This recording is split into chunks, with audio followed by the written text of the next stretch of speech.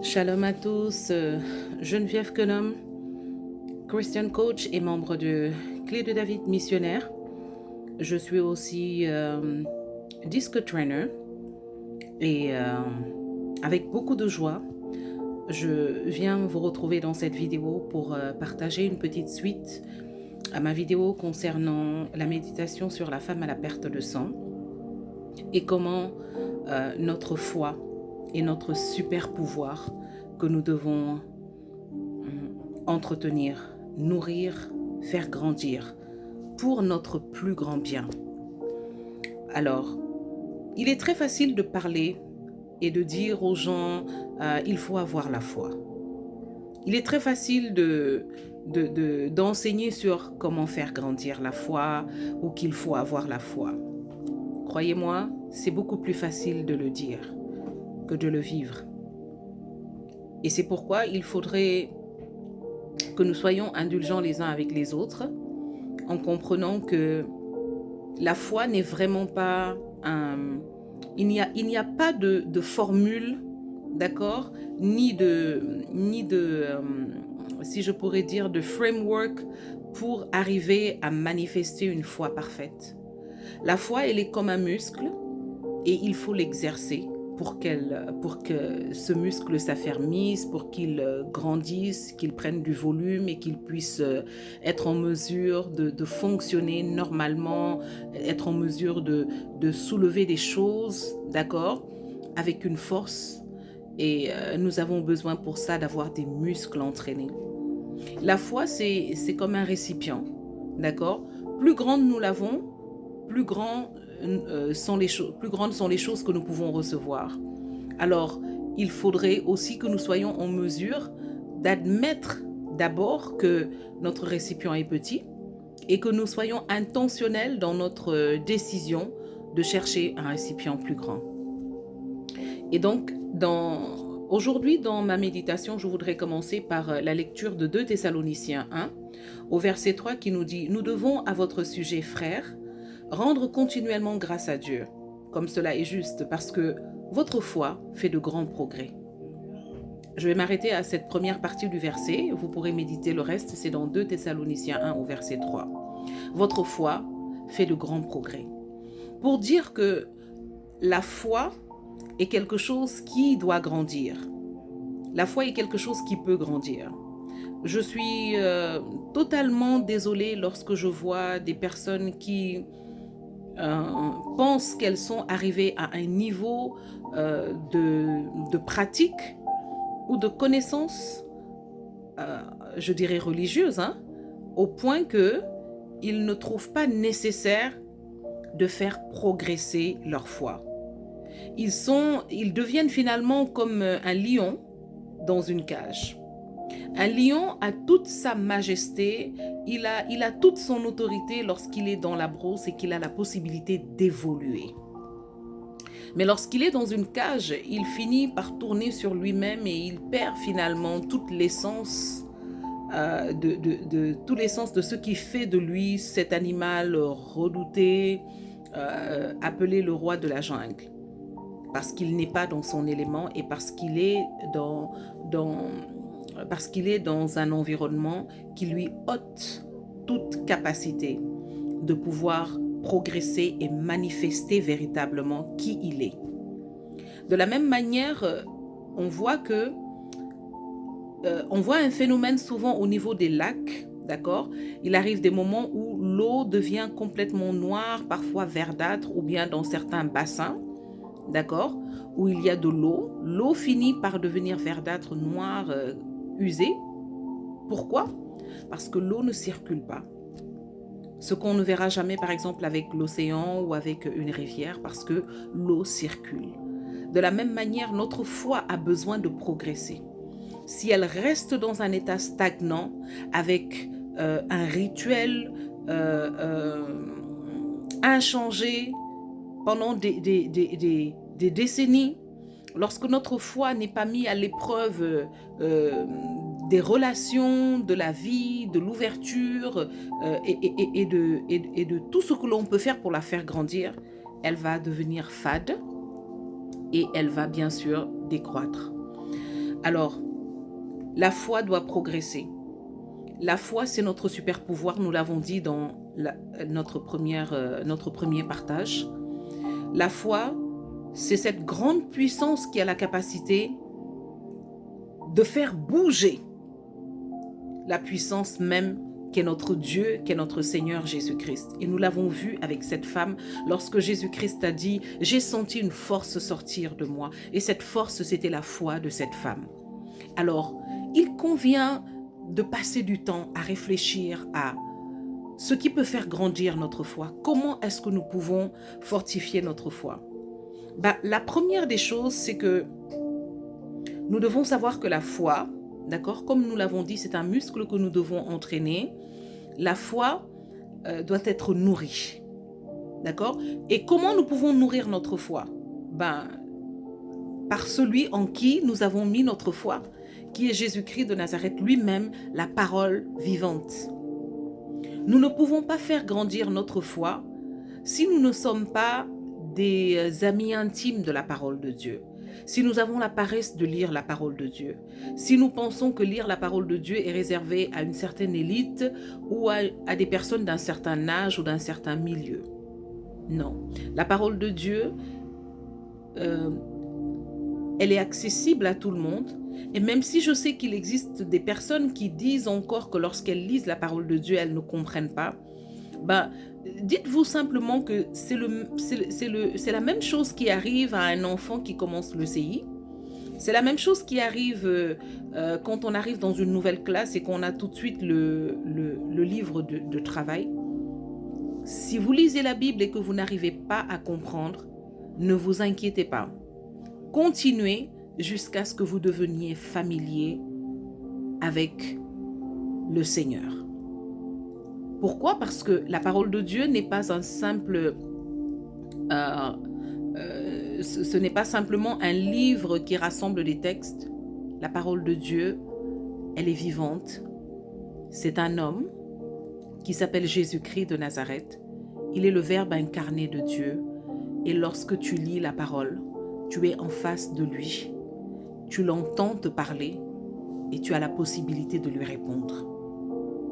Et comme dans n'importe quelle relation, les débuts sont un peu difficiles, timides, et on a l'impression, peut-être même dans certaines relations, que on n'est pas du même niveau, on ne pourra jamais s'entendre. Mais c'est vraiment le seul ami, la seule connaissance, la seule relation qui est intentionnelle dans son désir de te connaître et de fortifier votre amitié. N'oublie pas, il est mort à la croix pour toi. Alors, si tu fais partie de ces personnes qui disent « Je n'arrive pas à lire la Bible, je ne comprends pas », dis-toi que c'est juste une question de temps, c'est juste une question de familiarité. Plus tu vas lire la parole, plus tu vas passer du temps dans la parole et plus tu vas grandir et tu vas comprendre et ta foi en sera fortifiée. L'autre chose, c'est la prière. Je sais que c'est un exercice qui pour certains est presque inexistant ou alors très difficile, alors que pour d'autres, c'est devenu leur vie.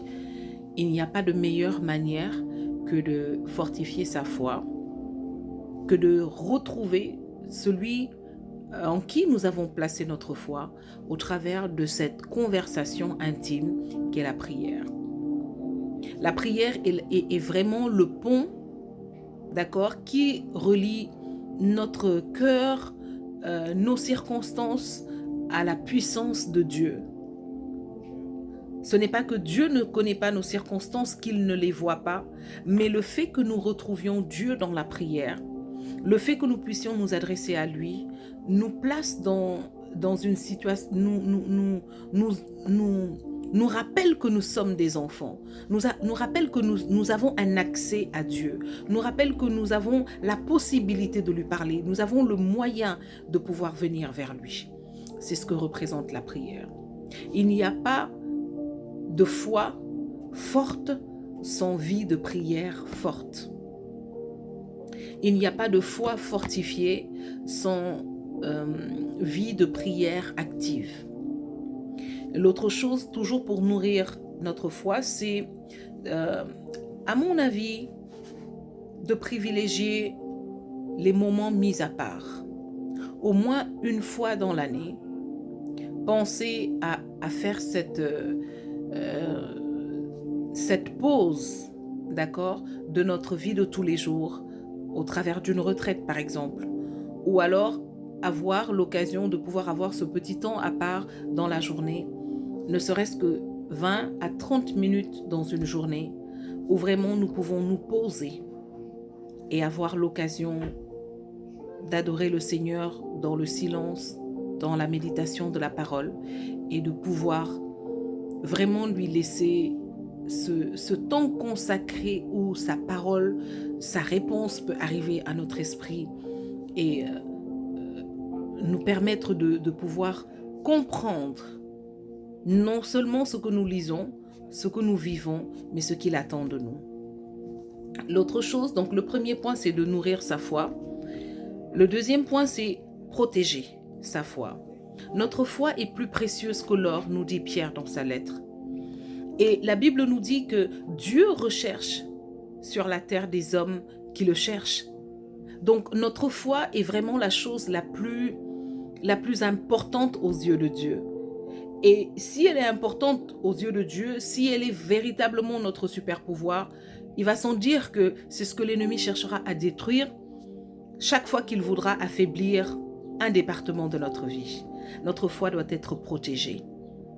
Elle est plus précieuse que l'or, ça veut dire qu'elle est plus, de la manière dont nous protégeons nos données personnelles, de la manière dont nous protégeons nos comptes de social media, de la manière dont nous protégeons nos comptes en banque, de la manière dont nous protégeons nos enfants, nos maisons, notre santé. Notre foi doit être protégée de la même manière. Alors, comment protéger sa foi? Pour moi, je suis sûre qu'il existe plusieurs autres révélations que le Seigneur a partagées à des frères et à des sœurs. Pour moi, la première chose importante pour protéger sa foi, c'est de veiller à ses fréquentations. Jim Rohn a dit que nous sommes en moyenne, nous devenons environ à 60% le produit, ou du moins le reflet des 5 personnes avec qui nous passons le plus de temps. Et je le pense vraiment parce que quand je vois le changement de Pierre, quand je vois le changement, par exemple, de Barthélemy, de Saul qui est devenu Paul, quand je vois la progression de Jean, de l'époque où il était ce jeune disciple et de celui qui a écrit finalement les paroles de la révélation sur l'île de Patmos, véritablement, Jésus les a impactés, indéniablement. Et c'est la même manière. De la même manière, regardez bien, les personnes qui sont autour de nous, les personnes avec qui nous passons le plus de temps, les personnes avec qui nous aimons rester, sont des personnes qui vont impacter notre état d'esprit, nos comportements et même nos attitudes. Nos fréquentations sont très importantes en ce qui concerne protéger notre foi pour qu'elle puisse être nourrie et grandir. Vous ne pouvez pas être avec des ennemis de l'évangile, avec des personnes qui mènent leur vie vraiment à l'encontre de ce que le Seigneur attend de nous pour que ce monde devienne meilleur, et pensez que votre foi va être fortifiée. Je ne dis pas qu'il ne faut pas s'accompagner avec certaines personnes ou qu'il ne faut pas avoir certaines amitiés. Personnellement, je suis ouverte à tout le monde parce que pour moi, la parole de Dieu n'est pas à être prêchée, ne doit pas être prêchée seulement aux chrétiens, mais surtout à ceux qui ne connaissent pas Jésus. Et on ne peut pas le leur prêcher si nous ne les approchons pas. Je suis d'accord avec ça. Mais je parle des personnes avec qui tu passes le plus de temps. Ce que j'appelle le cercle intime. Si tu veux que ta foi soit fortifiée, il faut que tu saches que ton cercle intime, un minimum des 5 personnes avec qui tu passes le plus de temps, doivent être des personnes de foi forte.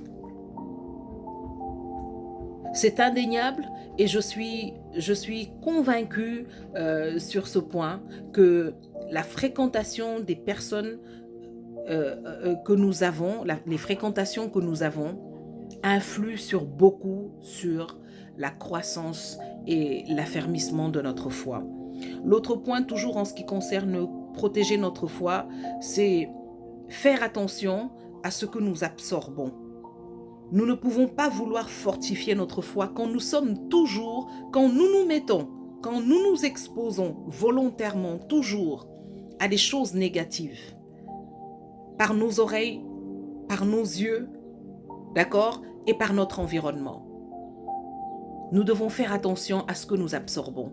L'exemple le plus simple que je voudrais partager ici, qui pourrait peut-être concerner plusieurs d'entre nous, c'est au réveil le matin. Il y a des personnes qui, quand elles se lèvent le matin, se mettent dans une ambiance prophétique. Elles se lèvent le matin, la première chose qu'elles font, c'est qu'elles prient, et la deuxième chose qu'elles font, c'est écouter un message positif. Ça peut être un message de la Bible, un enseignement, ça peut être simplement une vidéo de motivation, mais elles écoutent des informations, elles écoutent un message positif qui va booster leur journée, qui va booster leur foi, leur zèle pour pouvoir pour commencer bien la journée. A contrario, on a des personnes qui, lorsqu'elles se lèvent le matin, après avoir peut-être même prié, la première chose qu'elles vont faire, c'est ouvrir les informations. Quand nous savons que les informations ne font que nous rappeler le chaos du monde, comment telle chose ne marche pas par-ci, en tout cas dans certains pays développés, c'est ça les informations du matin, et même dans plein d'autres pays. Je pense que j'étais encore petite quand j'entendais souvent RFI, j'avais peur de cette radio parce que je n'entendais que des mauvaises nouvelles, et après j'avais peur de la radio en général parce que j'avais l'impression que chaque fois qu'on tournait le bouton de la radio, les nouvelles qui venaient le matin suffisaient vraiment à gâcher toute la journée. Et pourtant, il y a des personnes qui sont comme ça. Lorsqu'elles se lèvent le matin, la première des choses, c'est qu'elles allument la télé pour écouter les informations. D'accord ? Lorsqu'elles se lèvent le matin, la première chose qu'elles font, ou alors quand elles n'ont pas pu le faire à la maison par la télé ou la radio, elles le font sur le chemin en allant au travail. Elles mettent la radio et elles ne font qu'écouter. Elles remplissent leur esprit d'informations négatives. Elles sont toujours à la recherche d'informations qui sont négatives. Ce n'est pas qu'elles recherchent des informations négatives, mais le problème, c'est qu'elles s'exposent constamment à des informations négatives. Et croyez-moi, c'est prouvé psychologiquement que ce à quoi nous sommes exposés sensoriellement a un impact sur notre mental, a un impact sur notre façon de voir les choses, de croire, et a un impact sur notre résilience. Alors, faisons attention à ce à quoi nous nous exposons, à ce que nous absorbons, ce que nous regardons. Nous ne sommes pas obligés d'ouvrir toutes les vidéos qui nous sont envoyées dans les groupes chat, dans les groupes ou par certaines personnes qui, on va dire, certaines personnes qui n'ont aucun scrupule sur certaines choses. Il m'est arrivé d'être choquée parce que dans des groupes, il y a des personnes qui partagent des choses et voilà, en voulant être fiable et ouvrir les messages, lire les messages de chacun, on finit par tomber sur des choses qui peuvent perturber complètement notre journée, perturber complètement le reste de notre journée. Croyez-moi, je n'ai jamais hésité à dire à certaines personnes que ce ne sont pas des publications qui sont appropriées. D'accord ? Parfois, ce sont des vidéos, parfois, ce n'est pas des vidéos, parfois, ce sont des chaînes de prière qui finissent par une petite menace et qui placent les gens dans la peur. Alors, toutes ces choses, si nous n'y faisons pas attention, elles vont impacter notre foi, de sorte à ce que nous aurons du mal à manifester une foi forte. D'accord ? Lorsque nous en aurons besoin. Ça, c'était le deuxième point. Le troisième et dernier point, c'est accroître notre foi. La faire grandir. Alors, nous voyons ici que la parole de Dieu nous dit dans Thessaloniciens, que l'apôtre se réjouit de la foi des Thessaloniciens qui fait des progrès. En Acte 16 au verset 15, la parole dit « Les églises se fortifiaient dans la foi et augmentaient en nombre de jour en jour. » Alors, lorsque notre foi augmente, elle est contagieuse et elle permettra à d'autres personnes de grandir aussi dans la foi et de pouvoir ainsi faire grandir l'église. Alors, la foi doit grandir. La foi, elle doit grandir, elle doit progresser, on doit l'accroître. Et pour moi, la première chose à faire pour accroître une chose, c'est de la partager. C'est extraordinaire ce concept et pourtant c'est vrai et c'est Jésus qui nous l'a appris. Lorsque je développe ce concept en matière de développement de leadership ou en matière de croissance, surtout avec des professionnels, c'est extraordinaire. La joie que je ressens à savoir que le plus grand leader, le plus grand fondement du leadership efficace, c'est vraiment celui de la Bible, celui de Jésus-Christ. Tout ce qui est partagé s'accroît. Et c'est Jésus qui nous a donné cet exemple en premier avec la multiplication des pains. Tout ce qui est partagé s'accroît. Il a fallu que quelqu'un donne le peu de pain qu'il avait pour que ce pain puisse être multiplié dans les mains de notre Seigneur. D'accord? Il a fallu que 12 hommes donnent leur vie, se consacrent pour que l'évangile puisse atteindre les extrémités de la terre. Alors tout ce qui se partage s'accroît. Tout ce qui est partagé se multiplie. La meilleure façon d'accroître notre foi, c'est de la partager. Et c'est bien le problème. La plupart des personnes que vous verrez et qui vous diront qu'elles ont des difficultés au niveau de leur foi, vous trouverez peut-être un sur 999 qui vous dira « Je parle de ma foi, je la partage, mais j'ai du mal à croire. » Non, parce qu'il est prouvé que naturellement, nous parlons spontanément, nous partageons spontanément ce qui nous convainc, ce qui emporte le plus notre adhésion, d'accord? Ce qui touche à notre passion. Donc, quelqu'un qui ne parle pas de sa foi ne peut pas la faire grandir, ne peut pas la faire croître. Et l'autre avantage de partager une chose, c'est que lorsque nous partageons quelque chose, c'est comme si nous mettons de l'argent à la banque. Lorsque tu partages ta foi, c'est comme si tu mettais de l'argent à la banque. Parce que la vérité, c'est que la plupart des personnes à qui nous partageons notre foi sont ces personnes qui sont en mesure de nous fortifier lorsque nous traversons des périodes difficiles. C'est incroyable. Regardez par exemple les enfants, nos enfants. Regardez par exemple nos amis. Aujourd'hui, nous partageons notre foi, nous partageons une expérience et puis demain, c'est eux qui viennent et qui nous soutiennent quand nous traversons un moment difficile et vice-versa. Et nous encore, on revient les soutenir. C'est ainsi que ça se passe. Partageons notre foi si nous voulons la faire grandir. L'autre chose aussi, qui est très négligée malheureusement par les chrétiens, qui se suffisent vraiment de la moyenne au lieu de chercher vraiment la profondeur et l'excellence, c'est étudier la parole de Dieu. Combien de chrétiens véritablement investissent pour être formés sur la parole de Dieu? Combien de chrétiens prétendent vouloir grandir dans leur foi, mais ne sont pas prêts à acheter des livres pour faire grandir leur foi, ne sont pas prêts à s'inscrire dans des cours bibliques pour faire grandir leur foi, ne sont même pas prêts à prendre des mentors chrétiens payants pour pouvoir les aider à grandir dans leur foi? C'est incroyable. Et pourtant, nous savons tous que l'investissement est incontournable lorsque nous voulons faire croître une connaissance. Nous payons pour des formations, d'accord, qui n'iront pas au ciel. Nous payons pour des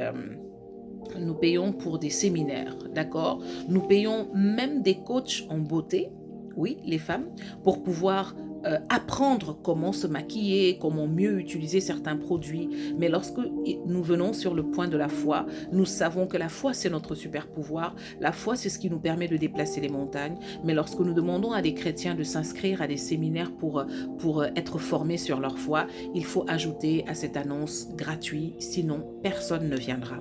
Alors, il n'y a pas de meilleure manière de faire croître sa foi que d'aller en profondeur. Jésus-Christ a dit à Pierre, « Pierre, il faut que tu avances en eau profonde. » Et c'est lorsque Pierre s'est détaché de cette berge, c'est-à-dire il s'est détaché du rivage, il est allé plus loin, c'est là où il a trouvé le miracle. Il y a un miracle dans la parole de Dieu et il faudrait investir financièrement, matériellement, en temps, pour rechercher ce trésor. La parole nous dit dans les évangiles que la parole de Dieu, elle est comme un trésor qu'un chercheur, qu'un collectionneur de perles a trouvé. Et lorsqu'il a trouvé ce trésor, il vend tout ce qu'il avait pour pouvoir l'acquérir. Cet évangile et cette parabole nous parlait du royaume, mais la vérité c'est que la parole est ce qui nous révèle le royaume. La parole est ce qui nous montre le chemin du royaume. Donc, nous devons consentir à investir pour grandir notre connaissance de la foi et de notre Seigneur. L'autre chose, c'est s'engager dans un processus de croissance personnelle intentionnellement. Lorsque nous nous engageons dans un processus de croissance personnelle, nous apprenons à développer la meilleure version de nous-mêmes.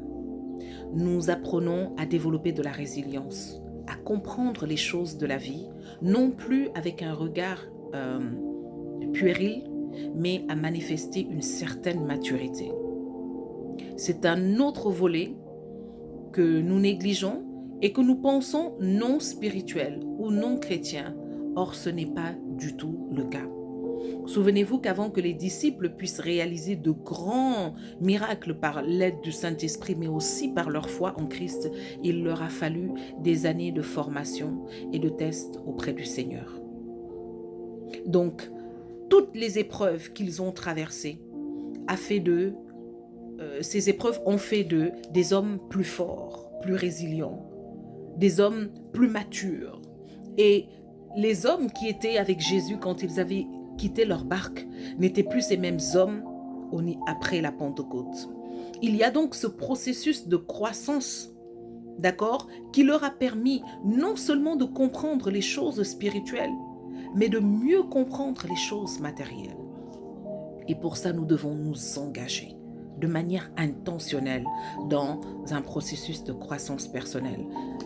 Et ainsi, nous pourrons voir, nous pourrons comprendre. Parce que, vous savez, beaucoup de personnes disent qu'il faut avoir de l'expérience pour être une personne mature. Non. L'expérience sans analyse est vaine. Parce que s'il fallait seulement avoir de l'expérience pour être sage, ça veut dire que toutes les personnes âgées avec des cheveux blancs seraient des sages, ce qui n'est pas le cas. Pour que l'expérience puisse vraiment nous apporter quelque chose, nous devons prendre le temps de réfléchir à ce que nous avons vécu, d'en tirer des leçons, afin de pouvoir progresser différemment et mieux. C'est cela la puissance de la croissance. Et donc, c'était les 3 points que je voulais partager avec vous, en espérant que ces points de ma méditation pourront aider quelqu'un, comme ils m'ont aidé, à mieux comprendre et à continuer de me former. Nous avons tous besoin de grandir. Nous avons tous besoin d'accroître notre foi. Et ce n'est pas un processus facile. Prions les uns pour les autres et partagez cette vidéo si elle vous a fait du bien. N'oubliez pas, laissez-nous des commentaires pour nous encourager, pour nous orienter. Et d'ici là, que le Seigneur vous bénisse.